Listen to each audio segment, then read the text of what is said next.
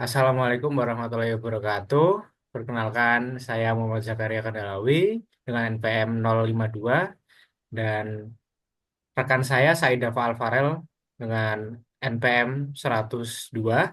Kami dari mahasiswa Universitas Teknologi Yogyakarta akan sedikit memberikan pendapat mengenai ibu kota negara yang baru, yakni IKN yang berposisi yang berlokasi di Kalimantan Timur. Lalu untuk lebih lanjutnya akan disampaikan oleh teman saya, Dava. Baik, silahkan. Mengenai proyek IKN, seperti yang kita tahu, proyek IKN ini adalah merupakan proyek besar yang diadakan oleh pemerintah, yaitu berupa pemindahan ibu kota yang awalnya berada di pindah ke eh, Kalimantan Timur.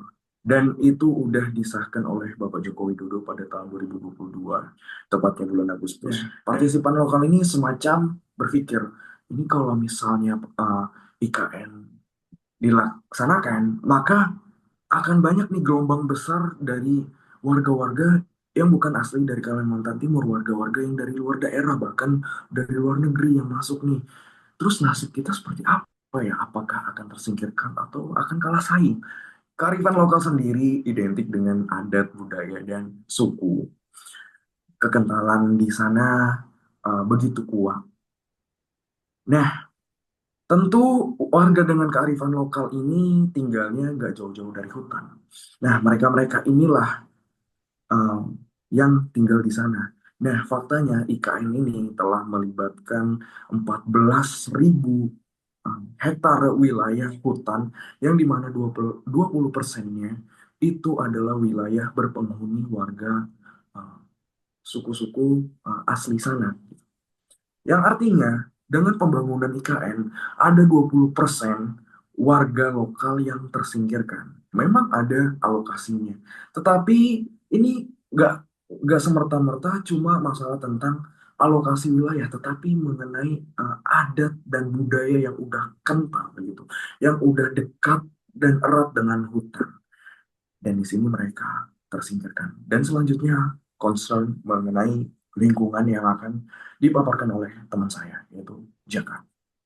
Baik, selanjutnya itu ada terkait dengan sektor lingkungan yang di mana pemerintah sendiri itu mengusung konsep atau mengusung tema pembangunan IKN ini sebagai Forest City dan juga Smart City, yang di mana setelah adanya pembangunan, setelah eh, sekitar 70 hingga 80% pembangunan yang sudah jadi, itu ternyata konsep ini masih belum eh, terrealisasikan sesuai dengan rencananya. Karena eh, rencananya bahwa Forest City ini akan dilakukan pemerintah sebagai upaya untuk meminimalisir resiko kerusakan lingkungan, yang dimana pembangunan IKN ini sendiri itu akan memakan 18.000 hektar dan 14,1 ribu hektar yang diantaranya ada di hutan produksi. IKN ini sendiri berada di lokasi strategis perlindungan keanekaragaman hayati, sehingga pembangunan infrastruktur IKN ini uh, diprediksi atau mungkin sekarang sudah terlihat hasilnya, itu memberikan dampak-dampak negatif. Dalam tahapan atau mungkin proses pembangunannya saja, itu tuh sudah muncul berbagai dampak-dampak negatif seperti ada di gambar.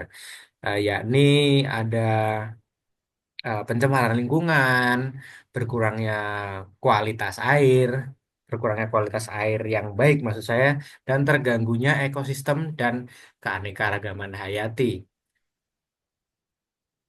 Eh, Lalu data yang kami dapat itu ada sekitar 58,50% wilayah dari IKN merupakan kawasan hutan yang terdiri atas hutan konservasi, hutan lindung, dan hutan produksi.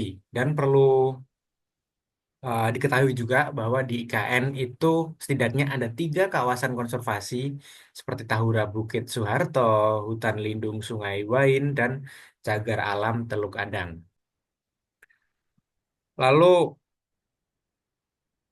ada juga kerugian apabila menggunakan APBN, yakni adanya resiko pembengkakan dan di mana sempat terjadi pembengkakan yang harus ditutup atau ditambal dengan mengorbankan anggaran untuk sektor lain yang mungkin akan terkesan merugikan untuk sektor yang lainnya,